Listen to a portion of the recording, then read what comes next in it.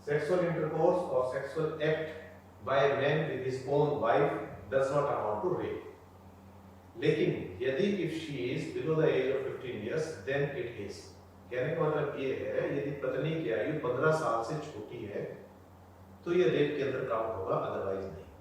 अब यहीं पर एक बात आजकल बहुत जोरों शोरों से उठ रही है मैरिटल रेप की। तो पहले हम समझेंगे what is marital rape. Marital rape is if some husband forces himself against the wishes of his wife for sexual intercourse then it amounts to marital rape। यानी कि यदि कोई पति जबरदस्ती अपनी पत्नी के साथ संबंध बनाता है उसकी इच्छा के विरुद्ध तो ये मैरिटल रेप के अंदर काउंट होगा। और इस चीज को लेकर आवाज सुप्रीम कोर्ट तक भी गई और उन्होंने भी अपना आशय रखा। सुप्रीम कोर्ट का कहना यह है कि it is a very much private act between husband and wife. जो बेडरूम के बीच में हो रहा है यदि वो कोर्ट्स के अंदर आ जाएगा, वो पब्लिक हो जाएगा तो कहीं ना कहीं विवाह जैसी संस्था को नुकसान पहुंचेगा। सेकेंडली वो ये कह रहे हैं कि हम कैसे समझ पाएंगे कि किस समय ये रेप है और किस समय नहीं है, तो ये बात देखनी बहुत जरूरी है।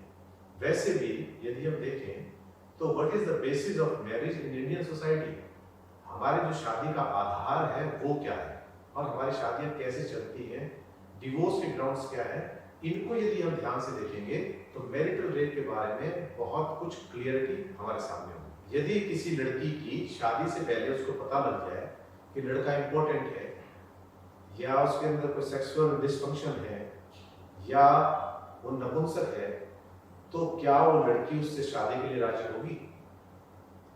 मेरा मानना है 100% नहीं होगी। और या दूसरी तरफ हम देखते हैं कि यदि यही एक्ट लड़के को पता लग जाए कि लड़की जो है वो स्पिरिचुअली इंक्लाइन है, सेक्स के अंदर उसकी कोई रुचि नहीं है, शी डजंट लाइक सेक्स, तो क्या कोई भी लड़का कितनी भी अच्छी लड़की से शादी करेगा? शायद नहीं। तो इसका मतलब ये है कि सेक्सुअल जो एक्टिविटी है, इंटरकोर्स जो है, फिजिकल सेटिस्फेक्शन जो है, फिजिकल रिलेशन जो है, it is a very much basis of the marriage. तो इंडिया के अंदर ये बहुत बड़ा आधार है। अब ऐसे ही जब हम डिवोर्स के लिए जाते हैं तो भी if the marriage is not consummated then it is a ground for divorce.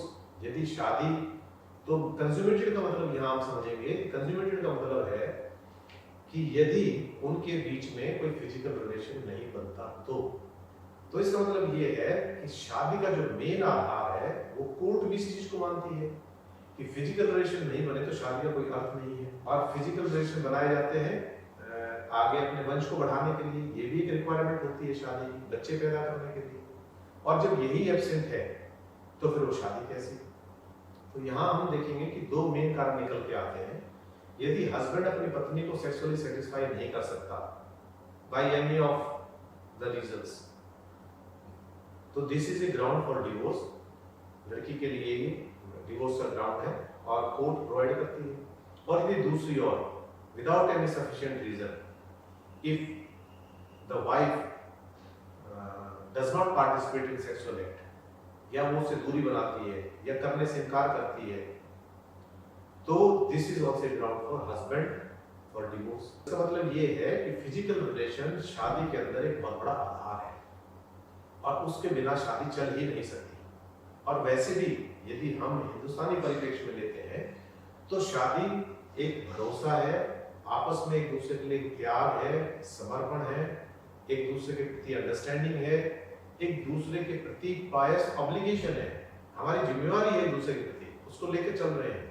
और उस इतना कुछ होते हुए भी सेक्स को एक बहुत बड़ा इंपॉर्टेंस यदि दी जा रही है तो it means it is a big factor.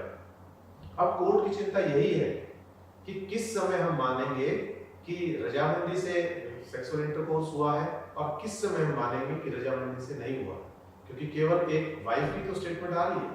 यदि दूसरी ओर मान लो हस्बैंड कहता है कि मेरी इच्छा नहीं थी and she force me for sex, तो क्या ये मैरिटल रेप नहीं है? वो थका हुआ है, वो सेक्स नहीं करना चाहता, he is not in a fresh mood, और उसके बाद यदि दबाव बनाया जाता है पत्नी के द्वारा, then it is also marital rape. तो इन सिचुएशंस को समझना अभी समाज इसके लिए पूरी तरह से तैयार नहीं है, और इसीलिए कोर्ट ने अपना कोई स्पष्ट निर्णय इसके ऊपर नहीं दिया, और ये कहते हुए कि भारतीय परिप्रेक्ष्य के अंदर इस चीज को अभी लागू नहीं किया जा सकता, कहते हुए दरकिनारा कर लिया है। तो now it is up to you how you take this matter, but in my opinion it cannot take place in the Indian society.